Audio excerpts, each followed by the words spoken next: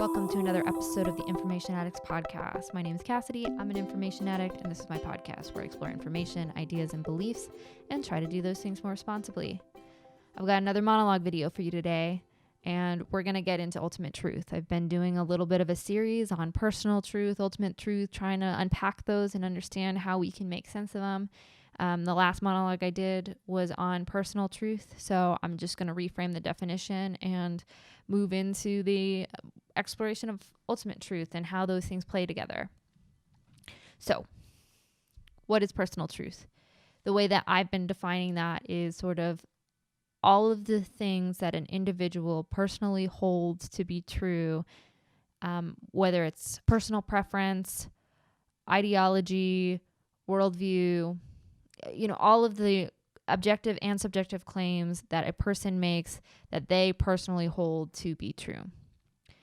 So how is that different than ultimate truth? So while personal truth is isolated to the individual and can vary between one person to another, ultimate truth is a bit different. It's a bit bigger. It's everything in the world that helps unpack, explain, and define the reality that we find ourselves in, this shared reality that we all see and experience. It's the things that help us get a sense of what's around us. And it's what we test against our own personal processing systems to get a better sense of the environment we find ourselves in. It's all of the things that exist within our objective reality, both within our world and underneath it. So we all have personal truths, and when we begin to examine our personal truths, we weed through our subjective and objective claims. And while subjective claims are important to helping understand an individual and someone's personal preference, the objective claims seem to signal something bigger.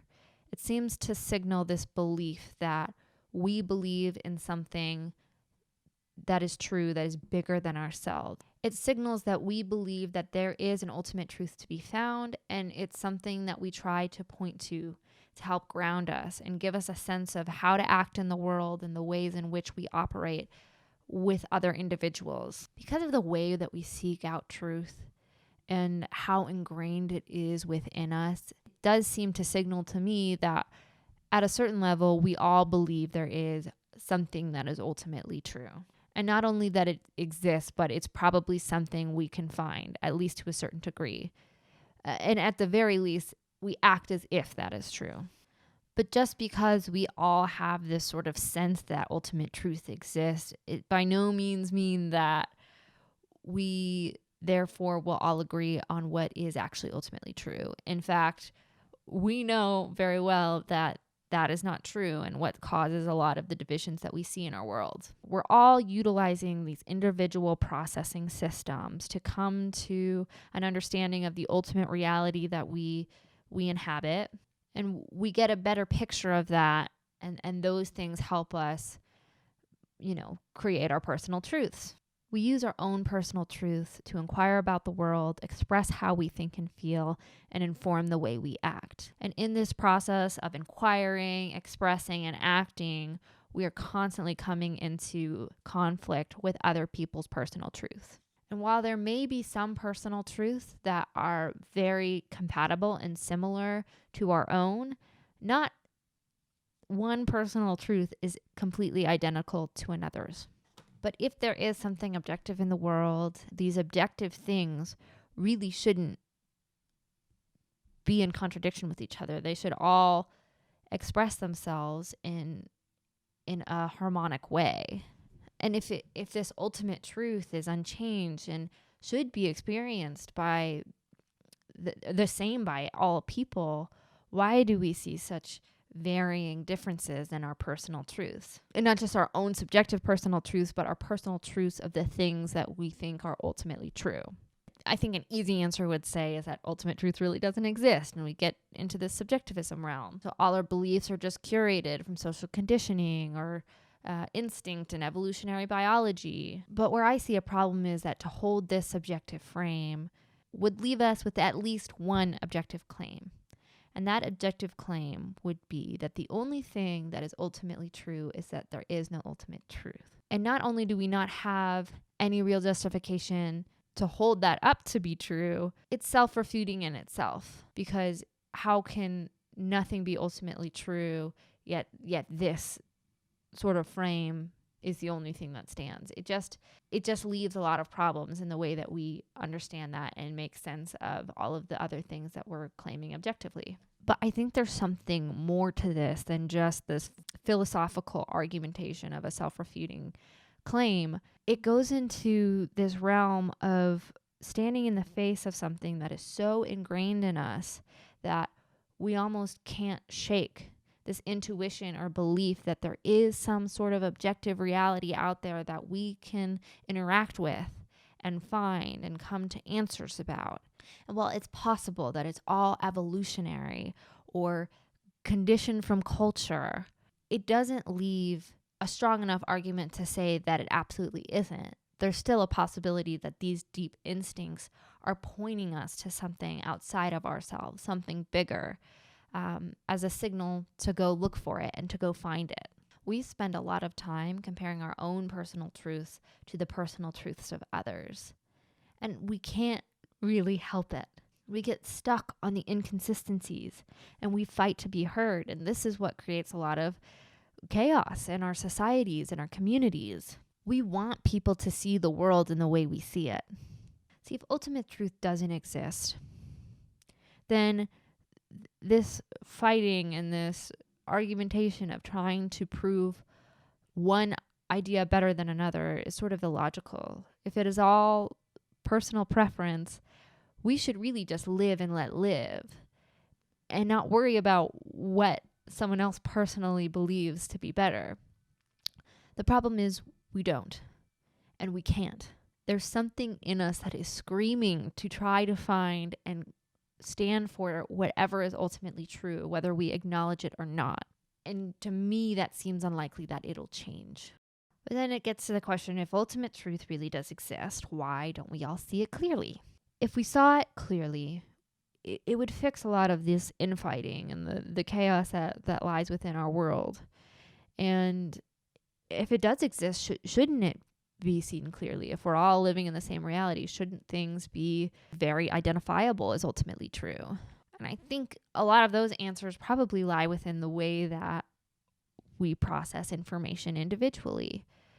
We can get into the argument of why our world is like this and why we process information, and that's a rabbit hole that can go a lot of ways. But I think outside of talking about the why, I think we can at least acknowledge that we are limited in our capacity to process information. Each individual only has a certain capacity to take in the information that they have, and we're all speaking different languages, processing information in different ways depending on the way we're wired, experiencing different things throughout our lives. And there's an endless amount of things that we could talk about that vary in the differences between the way we process information. But that's just it. There are these differences. If there are differences in the way that we're processing, experiencing, and viewing this world from our limited frame, there at least should be some expectation that we're not always going to get the same exact answer every time. Often when we're coming to objective claims and working with other people with their personal truths, we're getting caught up in the final conclusions to what they believe is ultimately true outside of this process and how to get there. So we're fighting over facts and figures and data as opposed to trying to understand the ways in which we've come to a system of collecting those things, or how we interpret those things and what we've experienced outside of what we've experienced in our own frame. I think a second point to be made is that just because something is objective within reality doesn't mean that that problem is always as easily solved as others. There's a varying degrees of difficulty when it comes to answering objective questions. And I want to turn to mathematics because I think that it's often the most easily accepted and easily demonstratable view of something that's objective. And we can look at something within that example to sort of develop this point a little bit. So 2 + 2 is 4. We all agree on this. It's an elementary math equation that we don't need too much training to solve. But let's say we're presented with a PhD level calculus problem. There's probably a lot of us that will not know the answer. And it's not because there isn't an objective answer. It's just that a lot of us are not equipped with the skill set to solve that answer properly. But even if you are equipped to solve that answer properly, that doesn't mean you're always going to get the right answer every time. There's a potential that the person who has that skill set, they got a doctorate in mathematics, and they go to solve the problem and they make a misstep, or they accidentally put in the wrong number or misread the data, and it ends up creating a situation where their answer is not correct. There are different ways we can figure out what went wrong, how it went wrong, or what missteps may have been taken or not. And there's a process that goes within that. So there are a lot of ways that even coming to objective answers and using systems to get there, that we can take a wrong turn and make a mistake. And there are ways that we can identify that and make corrections and understand where we went wrong within those steps. I think the last thing that I want to kind of address is the fact that we are not just strict calculators. We're not machines that just spit out data and come to the same process every time. We're much more complicated than that. We have emotions and feelings, and we're constantly learning as we go, picking up more information and, updating our systems. And so as time goes on and we experience more and we look at other people, there are going to be a lot of things that change the way that we see something objectively true. And that's always going to be a factor in some of these differences. All this to say is that there is a complicated dynamic in the way that we individually process information, the way that we're interacting with our own personal truths in this ultimate reality. And we have varying issues and systems in the way that we go about trying to find truthful answers to these objective problems. As I see it, there's definitely evidence to suggest that there may be an ultimate truth. But with so many variations between what we personally believe about what is ultimately true, it's clear that the answers aren't obvious, even if we sometimes act as though they are. We don't just see discrepancy in the final conclusions of answers. We see it in the process in which we find those answers, or the type of resources and data that is worth being considered or not. And I think often just the fighting and the way in which we operate, all of these things don't make that pursuit easier. And then there's the other problem of trying to figure out which fields of study or realms of reality are worth pursuing objective answers to. What are subjective? What aren't? It's a complicated equation that many people throughout the existence of humanity have tried to process and figure out. So does ultimate truth matter? I think that's the question where we're lead here. We have a personal truth. We have a sense that there is some sort of ultimate truth, but does it matter if we even believe that? And I think that probably depends on which worldview is ultimately true and how these objective fields that we look at interact with the truth of those worldviews and the way that that system would, set our world and allow things to work within each other. For myself, I do believe that there is value in pursuing things that are ultimately true. Believing the things that are actually true about reality and holding to those independent of what anybody else says or how it makes me feel. And while I'm sure a lot of that has to do with my worldview, I think there is a certain basis in the way that I see humanity interacting that makes me believe that there's a good reason to do that. I don't think any of us really want to live in a delusion. I think that's why when we're faced with the idea of being wrong, we fight so hard to find reasoning and perspectives that make sense of it.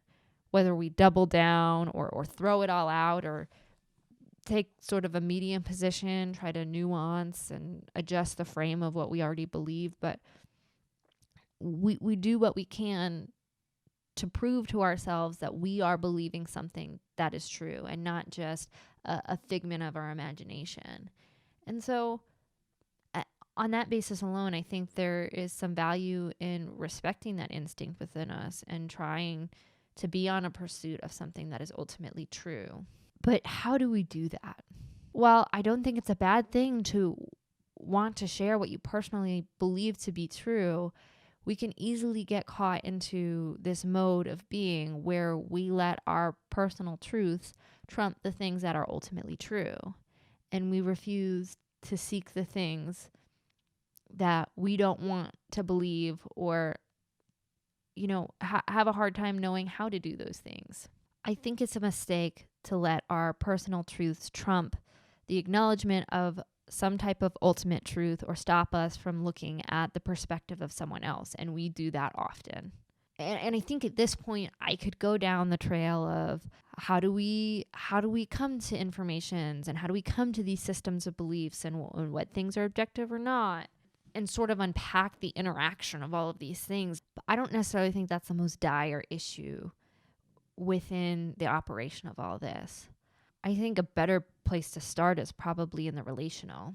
When we're seeking truth and processing what we believe and coming to ideas of what we think the world actually is, we're not doing that in isolation. We're constantly surrounded by people who are informing the way we think, giving us more data, and we're social creatures, so we're drawn to that bond of what other people can give us in this pursuit. And oftentimes the people are around or the people we're closest to have a huge impact in the way that we think and can often lead us to be more drawn to the ideas and the beliefs that they have because of the way that we connect with them and trust their judgments. And this can really shape and morph what we believe, especially if we're not really thinking too deeply about those things. I think this is why we end up seeing a lot of families or friend groups or even larger communities end up having very similar beliefs and perspectives. Although there's a variety of reasons, but there's something in us that we're prone to confirmation bias. We're prone to avoiding information that's uncomfortable or maybe foreign to us. And I don't even think we necessarily do this maliciously. I think sometimes we don't have the sense or even the skill set to handle that and operate within that tension well. So we're not really knowing how to process or come to terms with an argument we don't understand by someone of the opposition. We are incredibly relational beings, and we are never going to be able to shake that. And I don't necessarily think that's a bad thing. The social bonds and connections we make within community help us to get closer to this idea of ultimate truth because we're able to use the wisdom and the experience of people outside of our own limited capacities to continue to inform our own experiences.